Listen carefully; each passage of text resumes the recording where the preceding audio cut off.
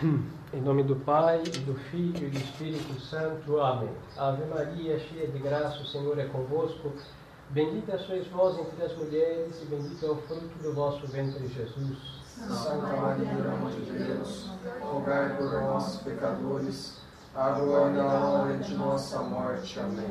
Nossa Senhora do Santíssimo Rosário, rogai por nós. Jesus, Maria e José, salvai nossas famílias. Nossos santos anjos da guarda, vigiai-nos. Em nome do Pai, e do Filho e do Espírito Santo. Amém.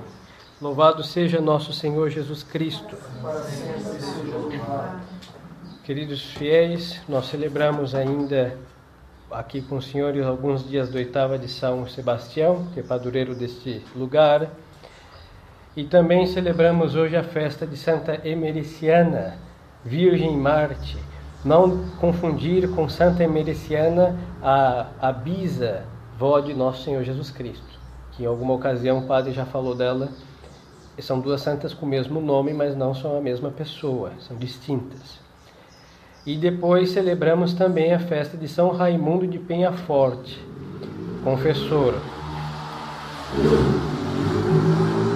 Ele professou, glória da Ordem de São Domingos, na qual ele professou na qual ele professou a sua vida religiosa, foi grande moralista e ministro insigne do sacramento da penitência. E depois ele foi igualmente célebre por seus numerosos milagres, e o mais famoso é que ele tinha que atravessar alguns quilômetros no mar, e ele pôs a capa dele e viajou por 6 horas no mar sobre a capa dele. Uma viagem considerável, em cima de uma capa. Foi um grande milagre que ele fez. Mas não vamos falar dos santos diretamente, que são vários no mesmo dia, mas vamos continuar, que ontem eles falaram desta apostasia silenciosa que acontece e que muitas vezes nós estamos silenciosamente, mas eficazmente conduzidos até ela. Eles falavam num aspecto e hoje vamos falar no aspecto religioso. Não que seja o menos importante. Em qualquer questão de apostasia, isso é uma coisa muito séria. Mas vamos ver, e não vamos olhar, e nem devemos olhar o modernismo. Vamos esquecê-lo durante esse sermão. Por quê? Porque já é uma coisa vencida, em decomposição, não tem como lutar pela vida de um cadáver. Tem que ser um insensato, uma estupidez. Então, o que está podre, em decomposição, tem que ser enterrado. Isso é o modernismo.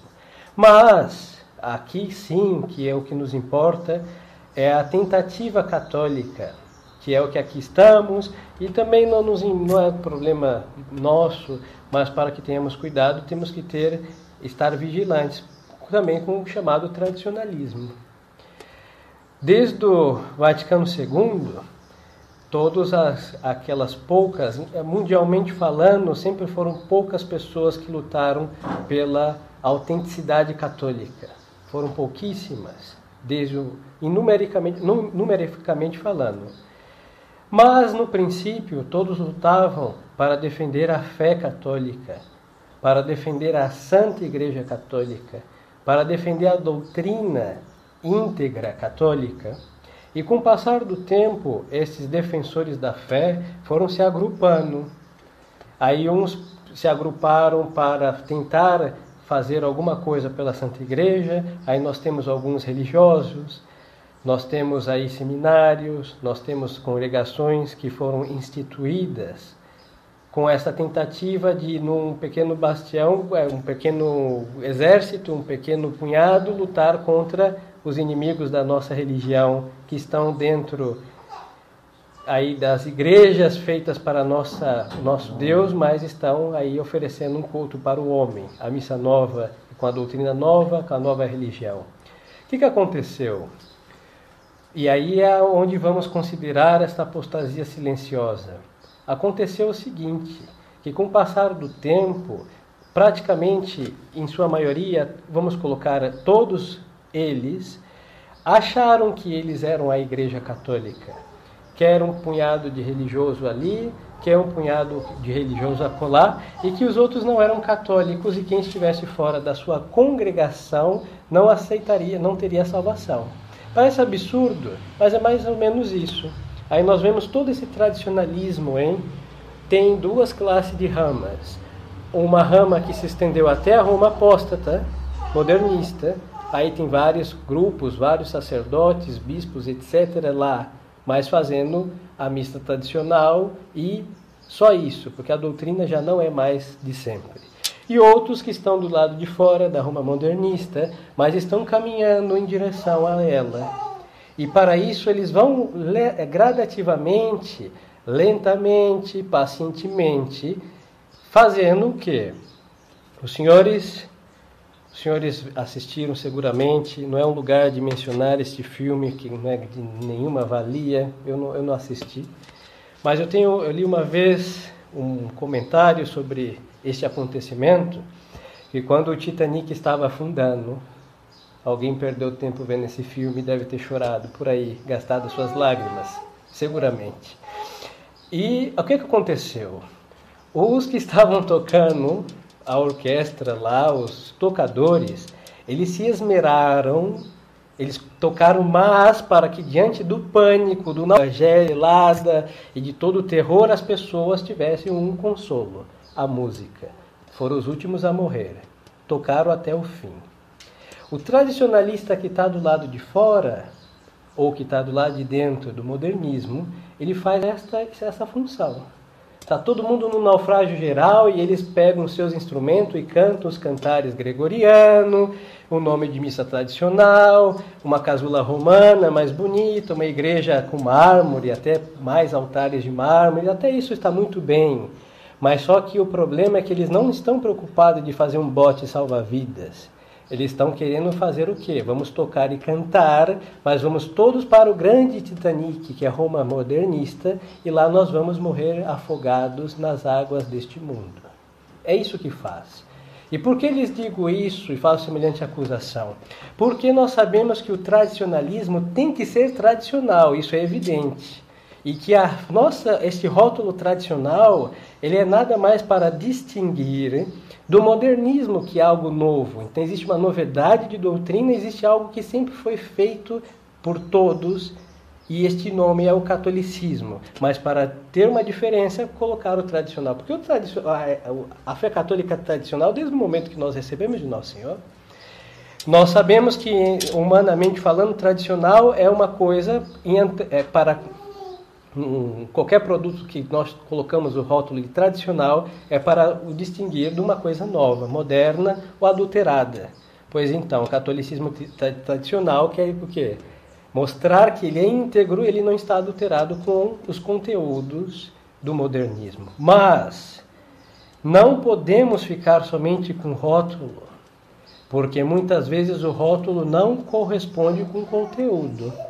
E se o tradicionalismo não está sendo tradicional, ele está nada mais que cantando fortemente para que levar as almas para o naufrágio, mas em nome do quê? Em nome, sabe Deus do quê, mas em definitiva da grande apostasia. E por que eles vão dizer isso? Isso nos toca de perto, porque nós assistimos à Santa Missa tradicional, graças ao bom Deus. Nós recebemos os sacramentos tradicional graças ao bom Jesus, nosso Senhor e Deus. Nós temos o nosso Santo Rosário, que também é tradicional, graças a Deus, nosso Senhor e sua Mãe Santíssima. Levamos nosso escapulário, bendito seja Deus e sua Mãe que o instituiu. Nós temos nosso catecismo íntegro, bendito seja Deus e São Pio X que o escreveu. E aí nós temos muitas coisas de sempre, mas o nosso ser, o nosso pensar, o nosso agir não é dessa tradição. Muitas vezes nós falamos, não, eu não sou modernista, bendito seja Deus. Mas só que por quê? Porque nós não temos a missa que eles têm, nós não estudamos o que eles estudam e acabam cada vez mais ignorantes. Nós não rezamos o que eles rezam e acabam cada vez mais longe de Deus. É verdade, mas só que o fato do pouco tradicional que nós temos é somente bondade de Deus, porque nós não merecemos isso. Porque a nossa conduta não é a conduta do católico de 80 anos atrás, que tinham essas coisas e as viviam com o quê? Com convicção. aqueles que estão naquele cemitério que os senhores olharem, que morreram até o ano 50, até os anos 60, está sepultado ali alguém que viveu, estão ali dormindo, esperando a ressurreição, aqueles que viveram de fato aquela cruz que está ali à sombra, esperando que aqueles corpos se levantem para prestar contas no juízo final. Mas só que nós não, porque o modernismo estragou os nossos pensamentos. O modernismo estragou os nossos gostos, por isso nós podemos estar fazendo coisas tradicionais, mas muitas vezes nós não gostamos dela, porque nós estamos seduzidos com as feiuras do modernismo ou deste mundo moderno, que são duas coisas distintas, mas trabalham para o mesmo, para o demônio e para a apostasia. E o tradicionalismo é alvo dessas sutis adulterações, dessas sutis traições a Deus Nosso Senhor. E por quê? Porque em vez de sermos, e isso temos que ter bem presente, membros da igreja, nós não somos a Igreja Católica, nós somos membros da Santa Igreja, graças ao bom Deus. Mas como membros da Santa Igreja, nós temos que estar unidos com uma união plena a este corpo. Eu não posso ser um dedo encaixado com cola no corpo místico. Eu tenho que estar encaixado, costurado pelas cirurgias que Deus faz nos sacramentos, fazendo que eu seja vivificado pela vida que a igreja nos comunica. E assim nós não podemos, um membro, o que faz uma mão? Qual o movimento que uma mão faz? O que dita a cabeça. A mão por si só, ela não tem movimento próprio. É impossível, hein? Nunca os senhores vão dar um tapa nas suas caras porque minha mão quis me bater. Não é impossível. Isso é loucura. E a cabeça da igreja se chama Nosso Senhor Jesus Cristo. Então todos os nossos movimentos como membros devem ser guiados por esta cabeça. Aí sim nós seremos autênticos católicos.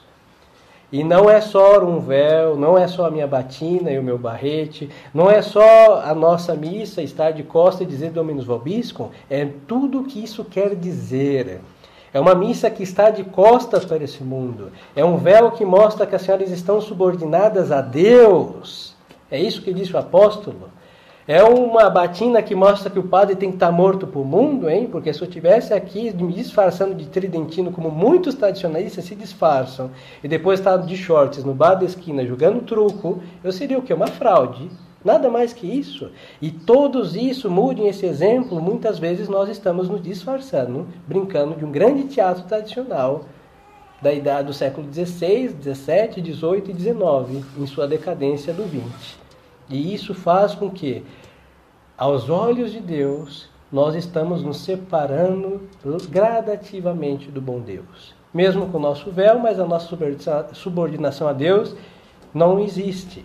Mesmo com a nossa missa de costas para este mundo, mas o mundo não está de trás das nossas costas, está dentro do nosso coração. Isso é grave. E aí a nossa religião é uma falsidade. E a nossa tradição é nada mais que um engano, e nós, em definitiva, somos modernistas enfeitados de tradicionalismo. Isso é grave, e isso é o que está acontecendo. Poderia citar o nome de congregações e de sacerdotes, mas não é o caso, não estou aqui para denunciar ninguém. No juízo final, todos nós estaremos ouvindo nomes, e Deus vai denunciar a todos, e ninguém ficará sem ser lembrado pelo juiz. Mas quantos estiveram entre nós e fizeram o que fazemos e hoje não estão entre nós? Estão entre o modernismo e outros, inclusive, perderam a fé. Por quê? Porque eles não foram o que eles aparentavam ser, que eram de fato católicos. Com católico eu quero dizer tradicional, e com tudo isso que quer dizer. E não fazer de ser membro, achar que somos um corpo e quem não está conosco está contra nós, porque nós somos a igreja, e defender as instituições, esquecer que a única instituição digna de defesa pela nossa vida, com a nossa vida e com o nosso sangue é a igreja católica. Porque os franciscanos não salvam, hein? Não ser de fraternidade, ser das nossas missas, assim, desses grupos, isso não vai salvar. O que vai salvar é o quê? É ser católico.